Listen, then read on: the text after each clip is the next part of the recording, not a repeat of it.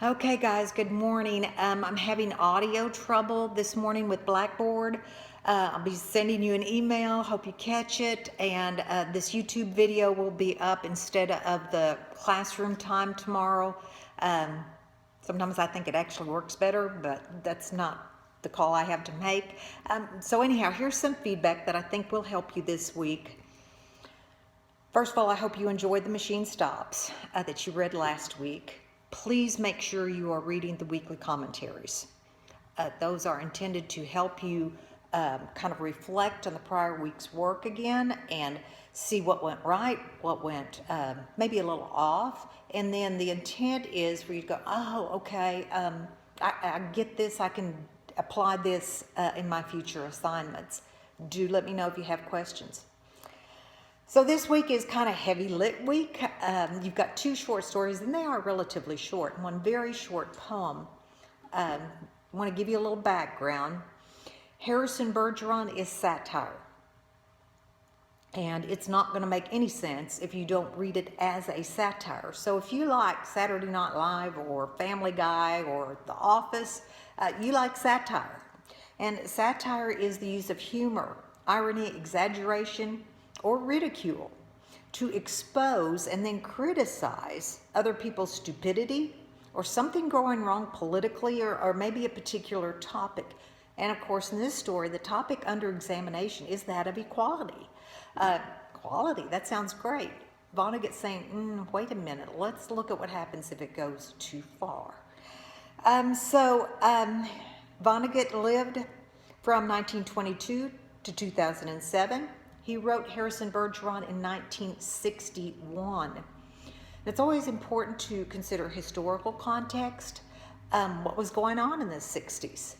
Now, setting, that's where the story takes place. Historical context, that's where the author's living, his culture and times. And in the 60s, the Cold War was at its max. America was very fearful that the USSR would drop an atomic bomb. Communism was expanding globally, and the great fear, satanic fear of that time was communism and and the Russians. Not too much has changed. And so the idea of communism, simply put, is that everyone is totally equal in every way, except those at the top. You have to govern the masses. And Vonnegut, who'd been a prisoner of war during World War II, had grave concerns about this whole idea of taking away individual freedoms in the name of some sort of social equality that he was seeing in communist Russia and how quickly it was spreading. Simultaneously, Martin Luther King Jr.'s civil rights movement was underway. This was a struggle for Black Americans to gain equality under the law. And I just think King said it so well. I have a dream that my 4 little children will one day live in a nation where they will be judged not by the color of their skin, but by the content of their character. And it's just a well-written and beautiful sentiment. And Vonnegut, of course, had no problem with such.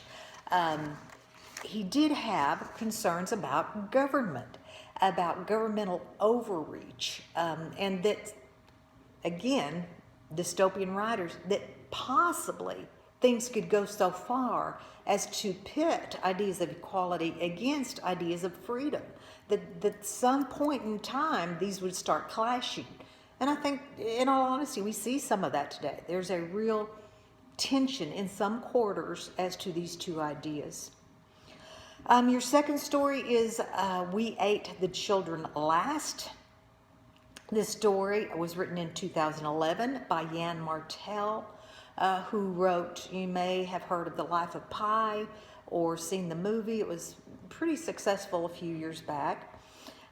We Ate the Children Last is, again, satire, and he is making fun of a heck of a lot of things in this story. In a really dark tale, he takes on human nature, several aspects of human nature and society. First, he really makes fun of the medical community in the name of success and progress, we're too fast to get something going and get it out there. And wow, we are the saviors, doctors. In the rush to progress, is there a miss as far as ethics, what's right and wrong? So certainly he's bringing this up. Then he also ridicules the whole idea of jumping on the bandwagon of a trend, and how stupid it is and how foolish humans are to go, well, everybody else is doing it, and anything can catch on. Lastly, he makes fun even of charitable organizations. Canadian writer, some French, and this story is set in France. So you find a little French word, Les Bons Samaritans, the Good Samaritans, the name of the charitable organization in the story, that turns to this horrific practice in the name of saving the poor. So even sometimes he's making fun of, wow, the idea that it makes me feel good to be compassionate, and kind of logic goes out the window in the name of making me feel good. Always think about the title of a piece. We ate the what last? Well, we ate the children last. And what do children symbolize? Always. I'm not going to give it away, but kind of contemplate that as you're working through the story. Then you have a poem this week, very short poem. Do refer to your poetry terms, not your short story terms, as you're kind of answering questions on this poem. 2016, title of the poem, Dystopia. It seemed rather appropriate for this course. Poetry is meant to be read out loud. Do not, when you're reading it, stop at the end of each line. Follow the marks of grammar and punctuation, and poetry will make more sense if you don't chop images and symbolic ideas kind of in the wrong places. So keep that in mind. In 20 lines, Gibbons does a pretty good job of capturing all things dystopia. I mean, it's a little encapsulated 1984 and Brave New World and the Hunger Games all right here, just how dark a dystopian society actually is. The citizens in this poem live in a nightmarish world. They are under control of governmental authorities. They have no freedom. His imagery and his diction give readers an excellent portrayal of all things dystopian. Okay, that's it for this week. I'm sorry for the Blackboard trouble. Hope this does help, and do not hesitate to call or text with any questions. I am concerned about a few of you zeros are piling up. Please contact me. Let me know what's going on. Take care and stay safe.